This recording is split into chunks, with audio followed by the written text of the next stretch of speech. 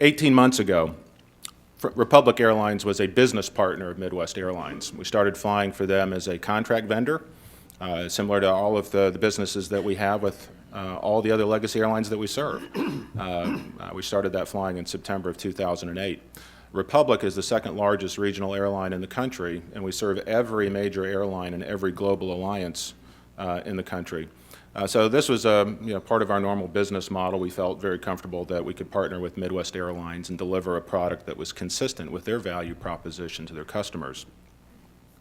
Over the course of 2008, of course, and we all recall fuel prices spiking, and Midwest had some very, very difficult decisions to take in order to try to heal its business model. Those decisions resulted in a significant decrease in employment here, a significant reduction in service, and a significant reduction in the size of its fleet.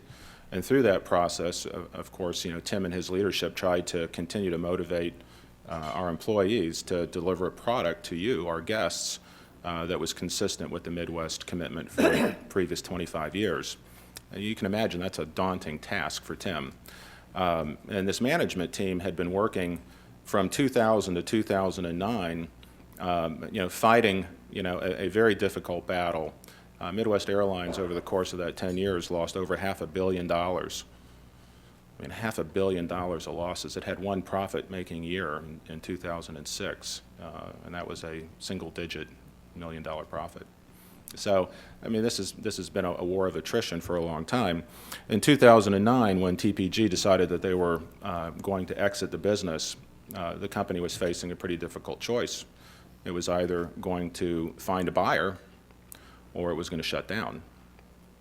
Now, one could argue that Midwest was not as relevant in July of 2009 as it was in its previous 25 years, but the fact is it still provided vibrant competition in the Milwaukee market and served a dozen different points nonstop that nobody else served. So beyond the loss of jobs, there was certainly going to be a further economic hit for the community if Midwest actually failed. And so Tim, being the salesman that he is, convinced us that we should buy this company, and even after we did, he continued to lobby that we should buy Frontier. In many respects, Tim continued to be the CEO of Republic after the acquisition. The guy's just got that kind of presence.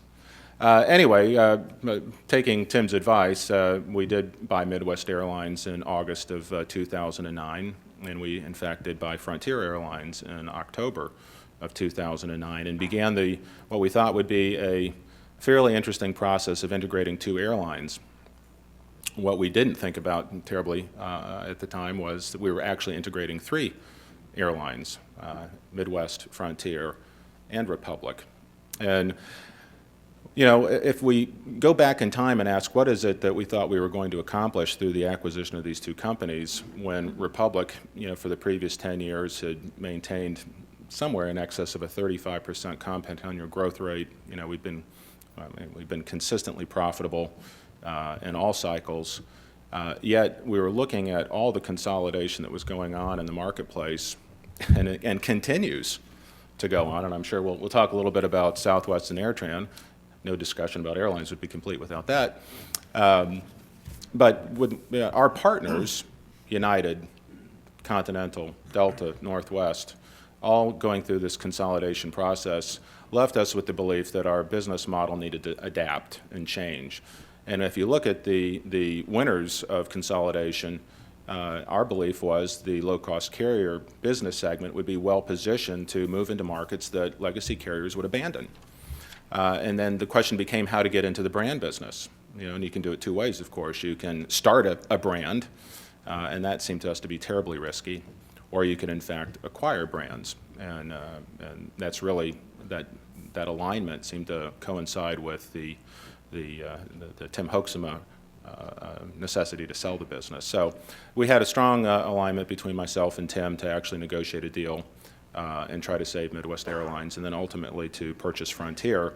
And as we moved forward through that process, it became clear to us that we could not manage two brands competently. The business environment was just so brutal in terms of trying to maintain competitive airfares, not just in Milwaukee, but also in Denver, where we compete aggressively with Southwest.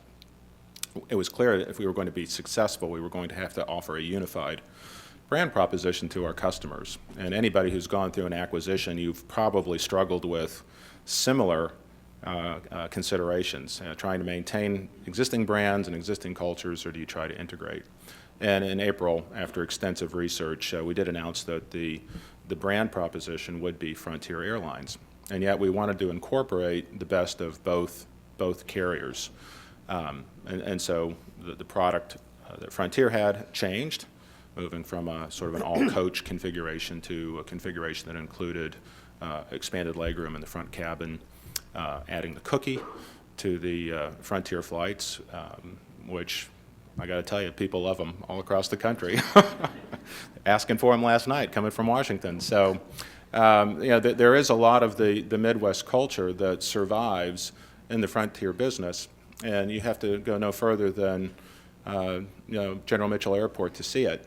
And what was great coming in last night and talking to many of our employees who have really struggled over the year integrating technology and policies and procedures, all those sort of blocking and tackling things that just drive people crazy.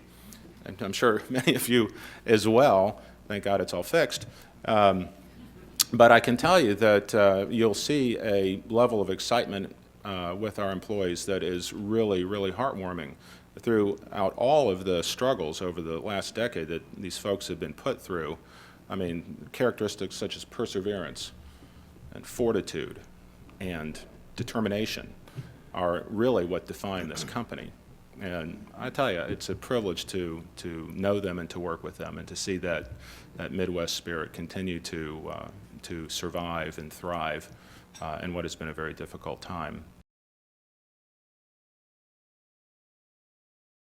I don't think I appreciated as much going into that process as I did coming out of it, what an opportunity it was going to turn out to be. I don't mean the visual TV piece, but the opportunity to meet our employees in an intimate way, frankly, that you just really can't have as a management person going out and working in the field with your rank and file. The persona, as you know this when you go into the field, they simply act differently. I mean, that veneer is up. They're trying to make a good impression. When you're given this opportunity to actually become a regular person, with no extraordinary powers, you're able to actually go out and work with people, see the challenges that they face, every day, and hear not just the struggles that they have at work, but hear the struggles that they have at home. That's pretty impactful. And I'll give you one story that I work with several people that actually, for whatever reason, the producers didn't decide to profile. One gal I worked with in St. Louis, a lot of folks who work with us are second wage earners. That's just the way it is. People work here because they like the health care benefits and they like the pass travel benefits. By the nature of the work itself, we get a lot of second wage earners in our business, mainly women. And so I work with this lady in St. Louis who had previously worked for TWA and had been furloughed, and then had worked for American Airlines and been furloughed, and then came to Frontier, and then 6 months later it went into bankruptcy. I'm beginning to think, maybe she's the problem. I'm kidding.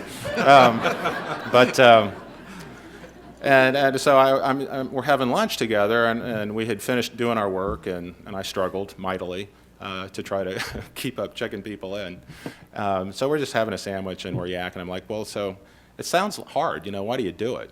She goes, I just love it. I mean, I've never done a job like this. I get to work with people. I've got coworkers. I really love what I do. And I said, well, then why are you so stressed out? And she goes, well, because my husband's been unemployed for 18 months. He's a welder, or sheet metal worker, and he's been unemployed for 18 months, and now I'm the primary wage earner, and I've got a senior in high school who's going to college, and all of a sudden all of these struggles that she has are coming across the table over lunch. And I think that's, we see unemployment numbers, and our politicians who are really out of touch with what's going on Main Street, but when you sit across the table from somebody and you hear that, that frustration and that stress and that fear, yeah, it does change you, for sure. And what we realize now as a company is we have to be much closer to our frontline employees. I mean, we have to be out there with them. We have to help hold them up. We can't solve all their problems. We can't, hire every spouse who's unemployed. We can't just, raise wages to the point where the business becomes unsustainable. That's not what they want. But they do want help, and help may come just from listening. And maybe it's providing flexible schedules. Maybe it's looking for a way to move people from part-time to full-time work so that they can have more income. So I mean, that was impactful.